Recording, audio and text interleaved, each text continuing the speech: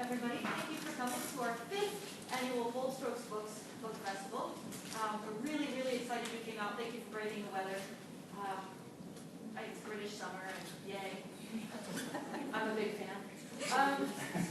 We'll start with our panels in just a second, but really quickly, I just want to thank Waterstones and Dan for being amazing and for letting us do this every weekend for 5 years. And for our sponsors, the Dunne Writer Studio, who are hosting our meet and mingle tonight, and I really hope you'll join us for that. It's a lot of fun. Free food, free beer. You should come, even if you don't like us. And if you have any questions for the authors, they'd be happy to answer them. We will be videotaping, and we do have the Nottingham Post here taking pictures. If you don't want to be filmed or in a picture, please make yourself known, and we'll try to keep you out of it. So with that, I will leave it to our first panel, and Beach. Thank you very much. Right, can you all hear? Yes. Yeah. Anybody can't hear, wave madly. Great. Okay. This first panel is called "It Must Be Love." Now, what I'd like to point out is you've got here 4 BSB, Bold Strokes Books authors, and we all do write about love, but in very different ways. And I'm hoping that when you get a sample of each of the readings, you're going to see what those different ways are. Let me introduce the folk that we've got here. Over at the far end there, I've got Amy Dunne. Coming forward this way, I've got Cari Hunter. And then we have a tame American here, Eric Andrews Katz, and then myself, Beacham. Now what I'm going to do, I'm going to introduce each one very quickly, and then they're going to give you a sample of one of their readings, for It Must Be Love. And then we'll throw it open, and we'll have some questions and answers, and you can ask us anything you want, and hopefully we'll do our best to answer them. So let's start off. I'm going to start with Cari. You ready? Okay. Now Cari hails from the north of England, where she lives with her wife and 2 cats. She works as a paramedic and somehow finds the time to write the odd book. Her first novel, Snowbound, was awarded an Alice B. Lavender Certificate for Outstanding Debut. Novel number 2, Desolation Point, has made it through to the finals of this year's Goldies, and its follow-up, Tumbledown, was published in February. Cari is currently working on a crime thriller series set in the Derbyshire Peak District, the first book of which, No Good Reason, will be released in spring 2015. Cari, it's all yours. I'm standing up. These chairs are so comfortable. I'm going to stand up otherwise I'll fall asleep. Right, I'm going to be reading from Tumbledown, which is the follow-up to Desolation Point. Although I have had people tell me that you don't need to read that one first. Basically, quickly, Alex and Sarah, there's a couple in it, have got themselves into a bit of a pickle, basically, and Sarah has been arrested. This scene is set just before Sarah's bail hearing, so she's actually in custody at the moment. Anything else you need to know? Bandit is Katz, and Quinn is the chief of police that Alex is working under. She's actually a police officer, she works under. At the entrance to the holding cells, a security guard waved an electronic wand around Alex and they gave her a third pat down. He issued her with a temporary visitor's pass and led her down to Sarah's cell. Like a teenager on a surreal first date, Alex waited, tense with apprehension, as he unlocked the third door in a row of 4. He stepped aside to allow her into the cell. Sarah was sitting on the edge of a small cot. For a second, her eyes stayed fixed on the guard, and Alex noticed the way her hands gripped the mattress. Her mouth dropped open in confusion when she realised Alex was there. She scrambled to her feet, but then hesitated, as if unsure whether she was allowed to touch her. Alex had no such doubts. She closed the gap between them, gathered Sarah into her arms, and held her tightly. Oh God! Sarah breathed the words against Alex's neck, her fists clutching at Alex's shirt. How? Quinn's given us 5 minutes, Alex told her. Noticing the guard had stepped a little farther toward the doorway and turned his back slightly. Keeping hold of Sarah's hands, she guided her to sit back down and then crouched in front of her. Let me look at you. Sarah closed her eyes as Alex stroked her hair away from her forehead. Do I look as knackered as I feel? She asked. You look beautiful, Alex said, meaning every word. Sarah opened one eye and peeked at her. Fibber. Alex let her fingertips linger on the small but livid bruise that flared across the arc of Sarah's cheekbone.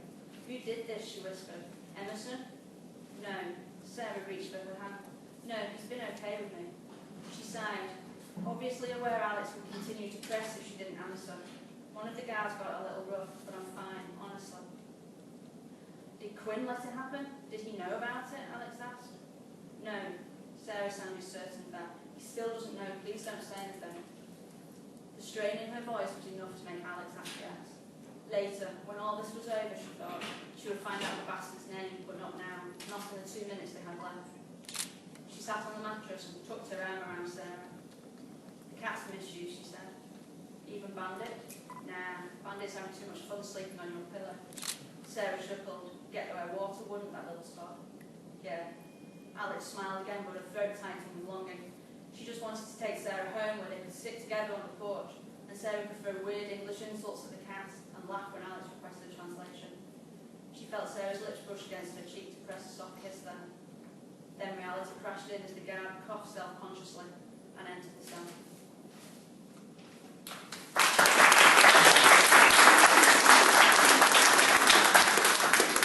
Thanks, Terry.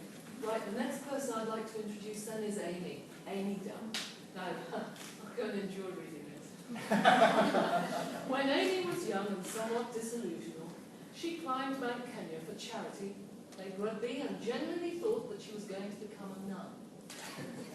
Okay. Thankfully, she came to her senses and accepted that she was a full-blown lesbian, and is now far thrilled to play rugby without suffering the day after, and has no desire whatsoever to climb another mountain ever again. She lives with her wonderful wife and 3 troublesome fur kids. Amy feels that writing lesbian fiction is the best job ever, except possibly for being Dolly Parton's assistant. Okay. Her debut novel, Secret Lies, was published last December and is a finalist in the Young Adult category of the Golden Crown Literary Awards 2014. Taking a small break from writing young adult fiction, her second novel, Seasons Meetings, is a light-hearted, festive romance. It's due for release this December, and the front cover stars Kimmy, their Cairn Terrier, who has since turned into a diva because she's now famous. In Amy's opinion, she thinks that Seasons Meetings will make the perfect Christmas gift for everyone, except possibly Putin. So, Amy, over to you. Okay. Can you hear me if I stay like this? Yes. Okay. Wonderful. Seasons Meeting is coming out this December, and it is a festive romance. It's quite light-hearted, which is a big difference compared to Secret Lies, which has previously been published. There's 3 people, well, 2 people and a dog in this scene that I'm going to read. Catherine Birch, who is basically a Grinch, who hates everything to do with Christmas. Holly Daniels, who loves Christmas.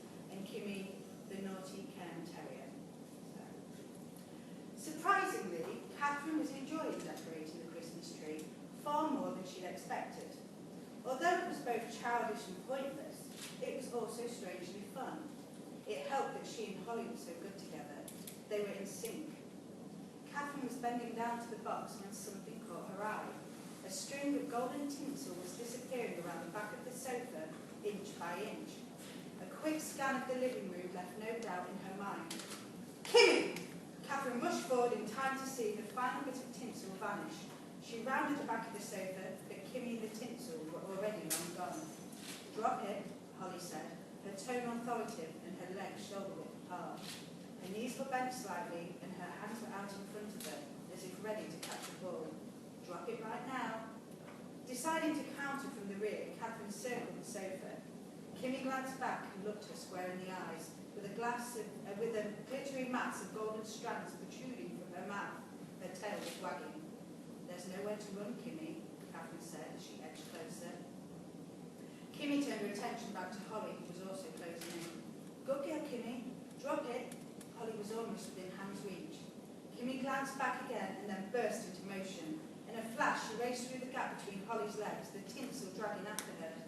Damn it! Holly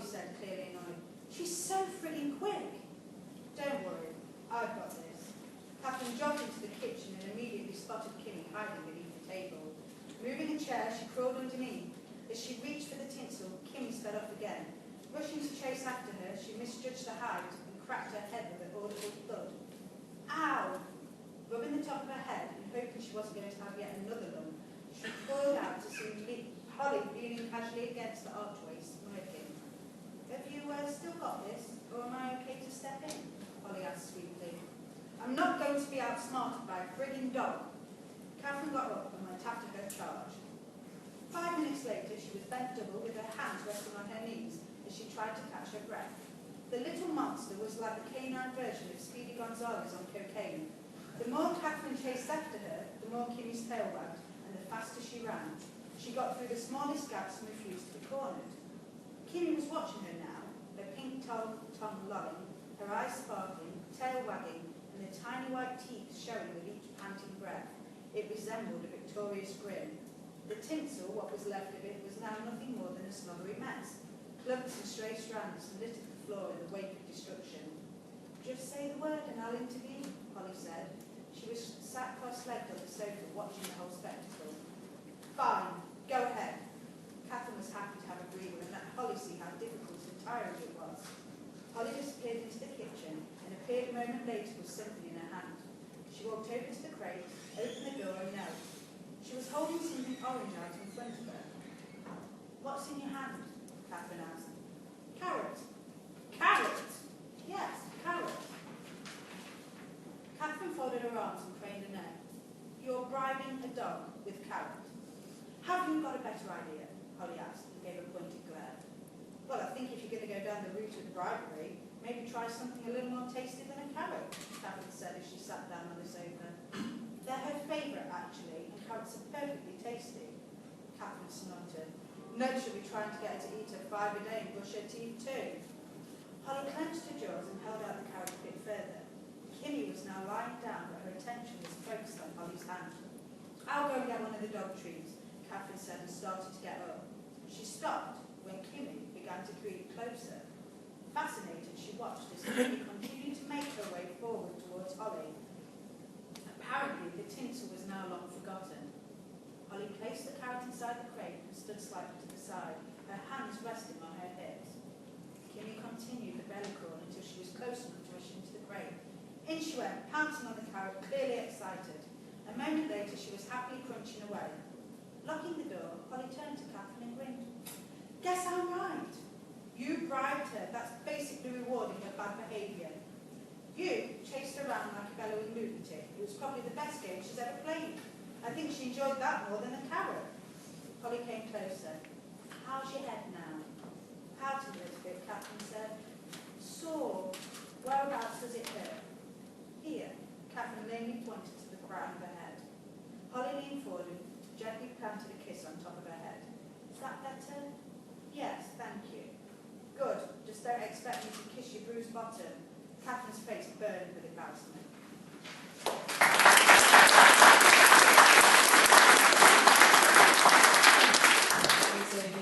Right, and now we come to Eric Andrews Katz, who's come all the way over here from Washington State for this and this weather. Great.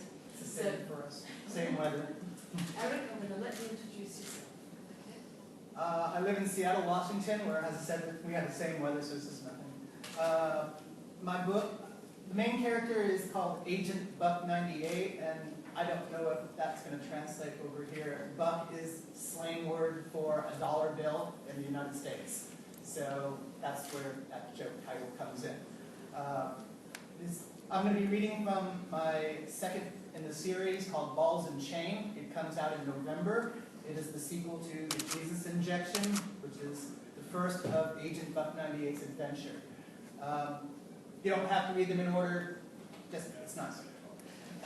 The scene that I'm going to be reading from is, for me, romance. One of the biggest things of romance is the first meeting, when you have that energy connection with somebody and you're starting to talk and all the sparks are starting to fly.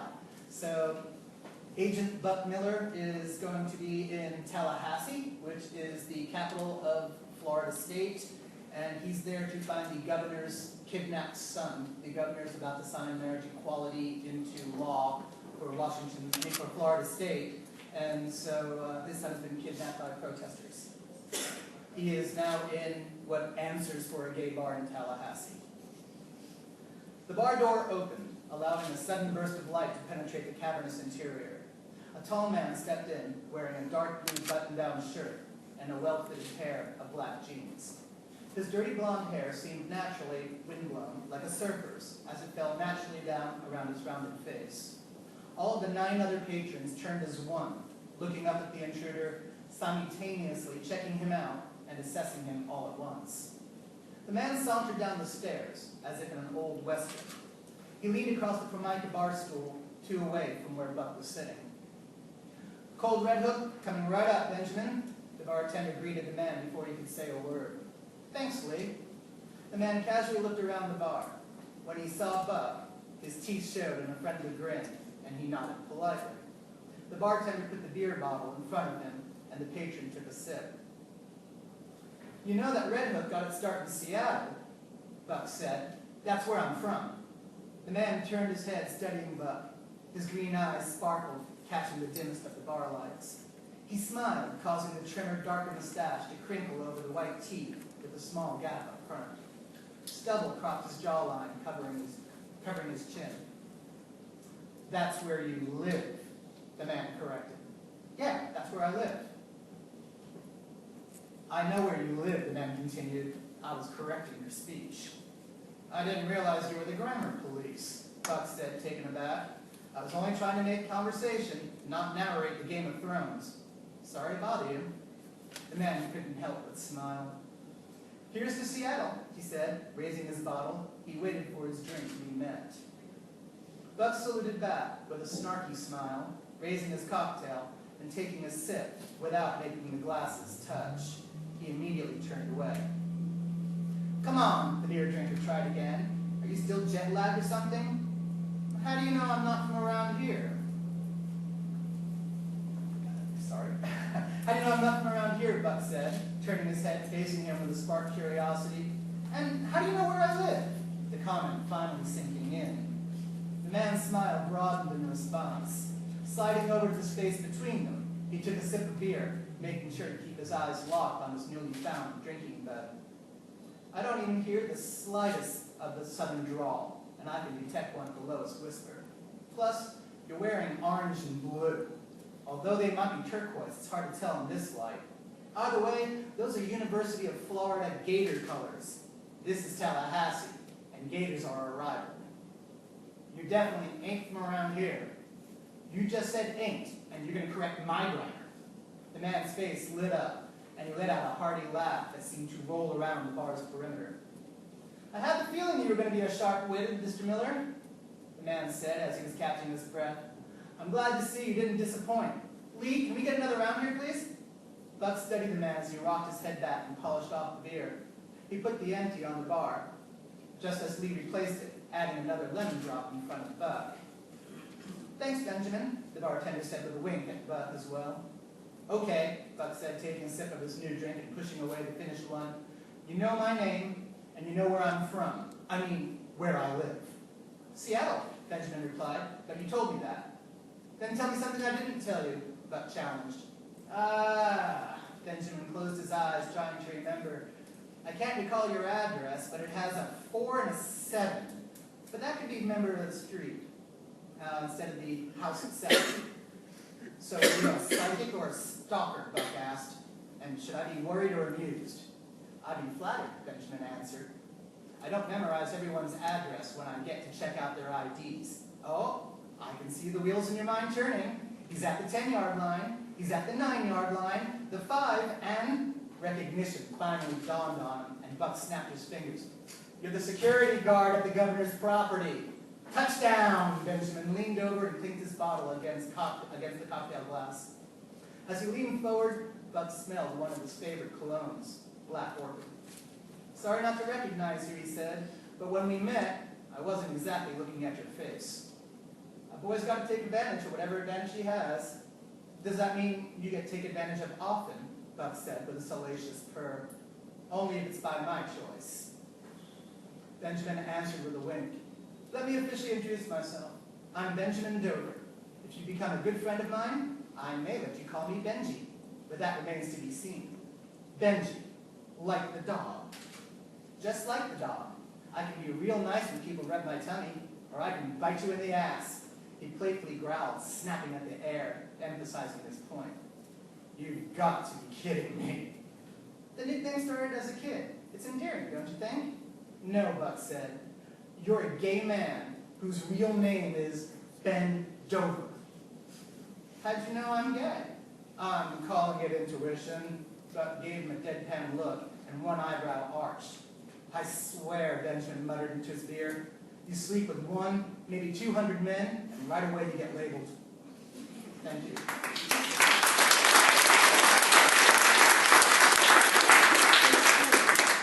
Right, and finally me. I'm Beacham. I've had a career in the Royal Navy. I have now written 2 books, the Bold Straight books, one called Sanctuary, and I'm going to give you a reading now from the second one, which is The Rarest Rose. Little bit of a backdrop what this is about. We've got a woman called, let's start again, sorry, Kiernan Foyle.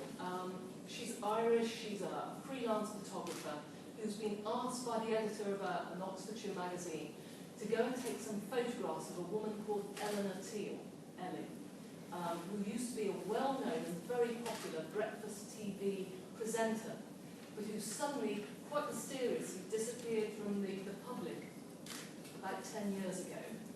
And Kiernan goes along to take some photographs, and this is really the backdrop to the romance. They've got a ghost. And basically, this house has not been haunted for the past 20-odd years, but now suddenly it is. And some really chilling stuff starts to happen. And Kiernan, the photographer, quite likes Eleanor Teal, and Eleanor Teal quite likes Kiernan, the photographer. And they decide that they're going to try and research the history of the house, try and find out what it is that's brought this forward. And this is an extract, short extract. They've just been to the bank to get the house deeds to see who used to own the house before Eleanor Teal did. And they've sat down and they've had lunch, and they're sitting overlooking the front of the house. Quiet moments passed, and Kiernan allowed the comfort of silence to wash over her. It was something she cherished in life, that ability to sit with another, someone you liked, and neither to feel the need to fill the silence with words. It was a behaviour that spoke of contentment and well-being, of peace with the world. Well, at least it did to her, and she was at peace now. Usually she was on the go and hated idle hands. She'd always been a busy person, the type who liked to put 30 hours into a day. But her hive of activity had increased lately, a deliberate action. Work stopped her thinking about Chrissy and curbed her pendulum of emotions. You see, her last relationship had failed at the final hurdle, and the after effects had been colossal. It left her wary of trusting another too soon, fearing that they too might let her down. She'd given her heart to Chrissy, but it had been rejected. But time was ever the great healer, and she felt it was doing her job. For here she was, contemplating the possibility, though slim, of another expedition into matters of the heart. Ellie invigorated her. And when she put her arm around her after they had left the library, Kiernan had felt desire. She reminded herself to be sensible, and not read what she wanted into otherwise innocent actions. The arm around her shoulder was simply friendship, a gesture to thank her for her support, nothing more. She doubted Ellie was looking for love. Someone important was or had been in her life. Though that person appeared absent, she still wore a ring, and there were numerous reasons why that might be. Whatever they were, Kiernan was certain that Ellie was not in the market for romance. That brought her disappointment. Her attention was refocused as she heard the cat growling at her feet. It was a strange noise, and she wondered whether it was the animal's way of letting her know that she wasn't welcome here. He knew how to make his intentions clear. All through lunch he'd been eyeballing her at a distance. Oh God, not another hairball feathers. Ellie stood and moved to the front door and kicked the cat out. He followed swiftly, and Kiernan felt relieved. When Ellie sat down, she started to apologise.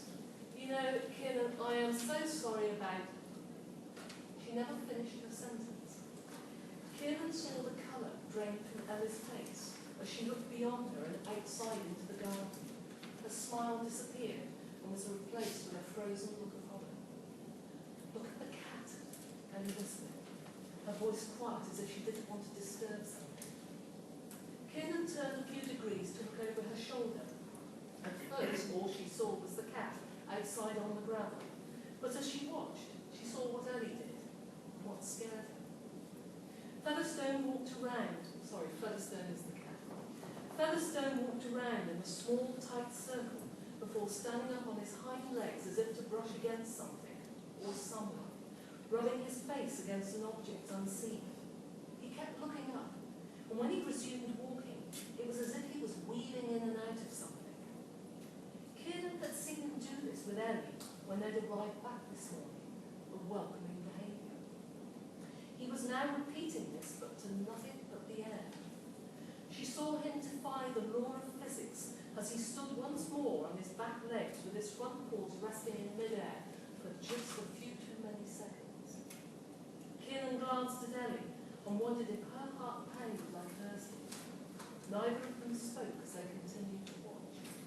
They could see the cat meowing as he looked up again, and then he sat down, but his eyes seemed to very slowly move towards them, as if he was following some movement of something coming their way. What happened next made Ellie and Kieran bolt from the table and stumbled back into the room, their eyes still fixed on the window. As they sat there, a sudden mist appeared on the glass before them. It stayed there for mere seconds before fading from the edges and disappearing into the middle. Ellie stared at Kieran, who could only stare back. They had just witnessed someone's warm breath materialising on a cold pane. It was Ellie who broke the silence of the terrifying moment. This has got to stop.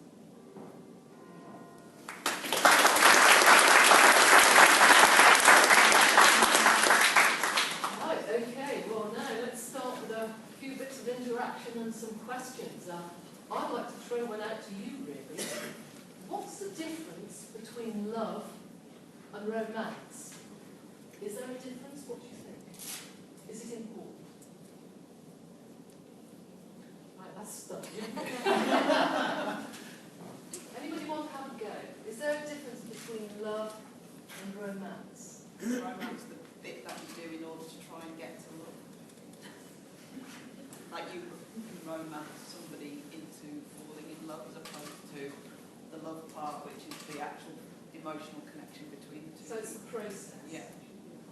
You can love anybody, can't you? You can love your father, your mother, your son, your friend, but romance tends to be something more have desire or have more intimacy. Pathological. Okay, all right. I say romance is when you give someone roses, love is when you throw the rose petals on the bed, and kink is when you use the stems. I'm going to ask this question. Sorry, Jane at the back. You can have unrequited love, you can't have unrequited romance. Romance takes two.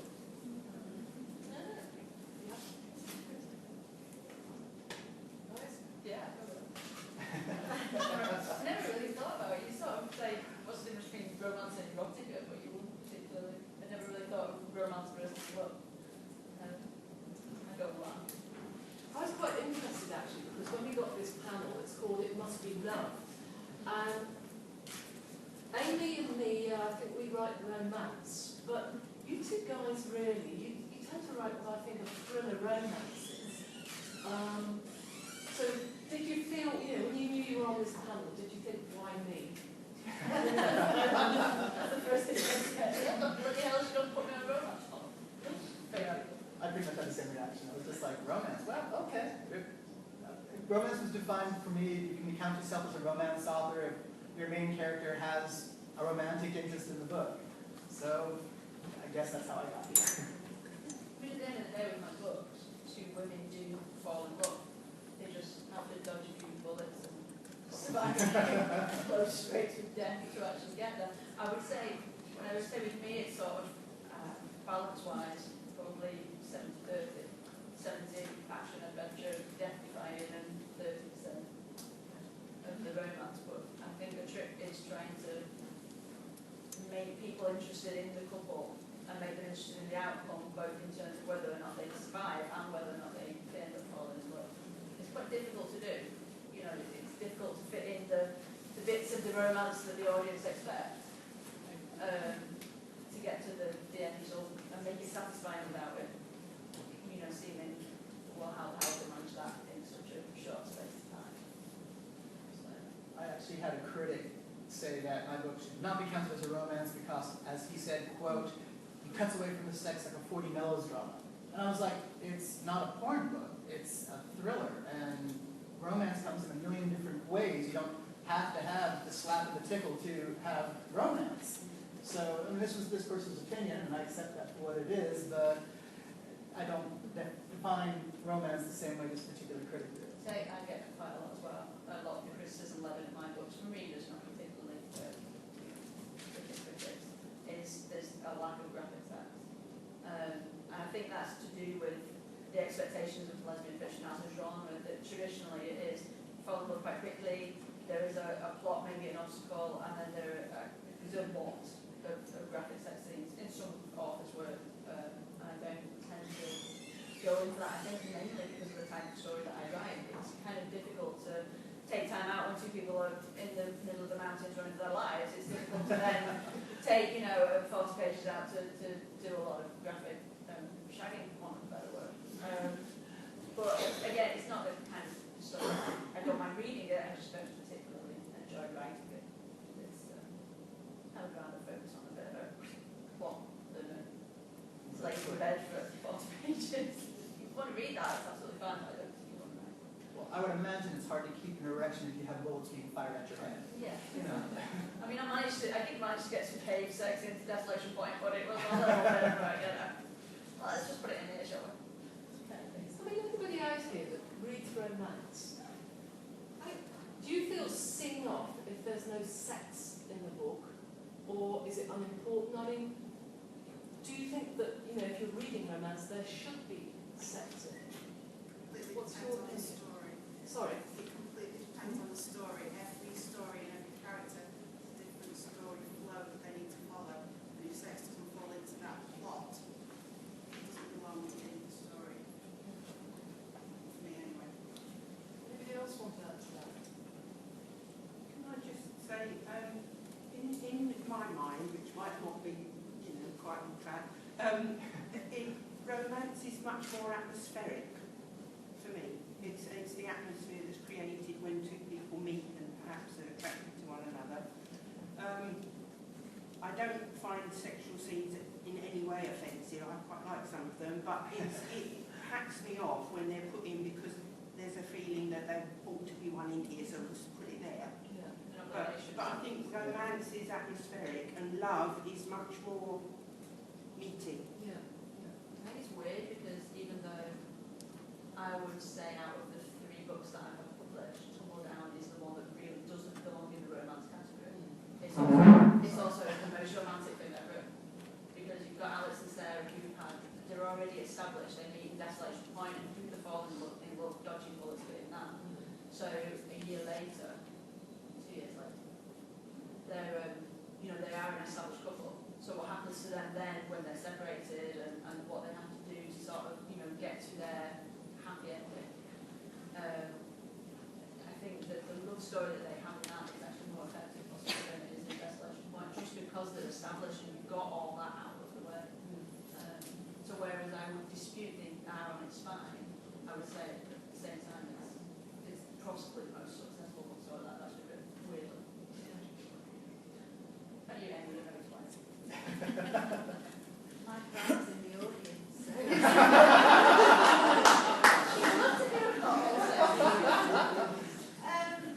To be honest with you, those of you that know me know that I'm a total prude. Honestly, when it came to writing scenes of an intimate nature, I had to get drunk on cider just to be able to do it. But I do feel, I mean, if it was just up to me and what I find easier writing, then I wouldn't put sex in because it stresses me out so much having to try and write it. But it belongs in certain stories, and you're almost doing a disservice not including it. It was interesting with Secret Lies because that's kind of young adult.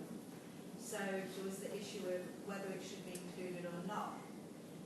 As it's a coming-of-age story, the two main characters kind of come into terms with their sexuality. It's their first relationship. I felt that it was integral to the story. It wasn't just put in there for no reason. It kind of showed how they developed as characters and their relationship developed. Some people aren't that keen on the fact that young adult stories do have it in. I think it's a little bit naive not to put it in. You know, young people do have sex. It happens. Or so I'm told. You know, I would never, I mean, I'm never going to write an erotica, let's be honest, that's never going to happen. But if the story and the characters are kind of heading in that direction, it's going to happen. And I got a bit of flack on the internet while I was writing Susan's meetings, because I actually thought, oh no, a surprise sex scene's just come up. And everyone was like, how can a surprise sex scene just come up? Like, surely you know what's going to happen, but when the characters get something in their head, you kind of have to go with what they want, not what you want. So yeah. So that's kind of how I view it. Don't force it, don't make it be in there if it's not meant to be in there. But if it's relevant to the characters and the story, you know, it's all in there. So. Has anybody got any questions that they want? Yeah. Don't you think that if it's going to be very graphic, it should just be labelled as erotica? Because really, I mean, there are lots of authors who are really popular with people who still fade to black, like Melissa Good, I think, who writes these long online sagas, and she's written in print as well. And I think if the writing's good, that's the main focus, and you can get just as much pleasure from reading a well-written book with all the elements of love and romance and attraction, etc., without actually having to spend pages on it. I don't feel obliged to put it in my stuff. I mean, the scenes that I do write are graphic. There's very little graphic language. I think no good reason. It's slightly a little bit edgier, but it's just because it suits the two characters who've known each other for years and occasionally spend a bed together. Whereas with the other three that I've written, it didn't really seem to fit. It didn't fit the theme, it didn't fit the pacing. But then you look at it and you think, well, people are saying be more graphic, add more sex scenes, be more romantic. I'm thinking, well, try somebody else. I'm not going to change. Sorry. It's very hard to write a good erotic scene without sounding amateur or borderline comic. I mean, there's just certain things that 1,000 people have already said. The act itself is usually straightforward. We know what it is. Something gets stuck into something else. And having to describe that in a new way is really difficult, and many writers are not up to it. Plus, And they same shouldn't sex. do it. Same They're not up sex. to it. Sex scenes are just a nightmare to write. Pronoun-wise, it's her. That's the problem, yeah. She. You think, who the hell is that now? I've lost where everybody's at. I've written erotica, I've written porn under a fake name, and my attitude changed when I came across a short story that someone else had written where I think one of the most erotic things were the two guys never touched each other. They saw each other in shadows, they saw each other from an angle, and they never touched each other, and I found it to be one of the most sensual and erotic stories ever. And they never had sex, not even at the end of it. And I think that was where my attitude changed between separating porn, erotica, sensuality, romance, etc. And there's a fine line where they do overlap, but there's definitely different fields of all of that, different places to all of them as well. Right. Unless anybody's got another question, I think. Oh, sorry. There was a question back there? I was just going to make the point that you did, which is that graphic sex scenes and erotica aren't necessarily the same thing. They can be completely divergent if the erotica is well done.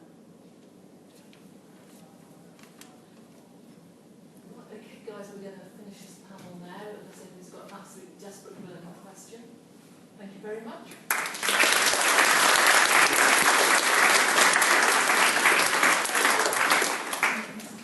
Very quickly, I'm going to ask, we've got some people here from Nottingham Pride who just want to give you a very quick update on what's going on in Nottingham. So they're just going to come up and give you a very quick rundown. And if I could get the authors for the next panel to come up and take their seats, that would be great.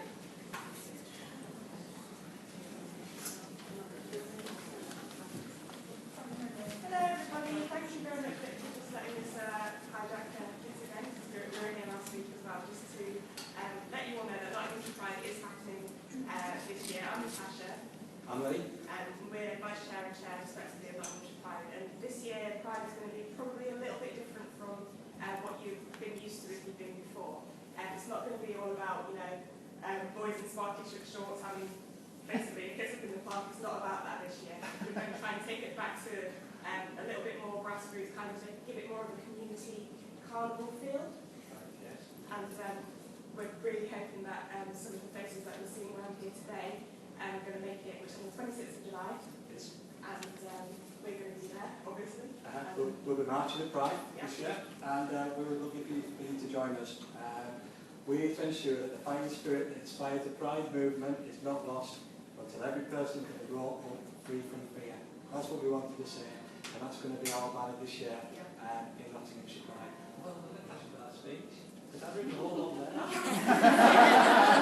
And just keeping in mind as well, this year we wanted it to be about visibility, education, celebration, and that's kind of the key message that we wanted to bring to Pride this year. So thank you very much. Thank you.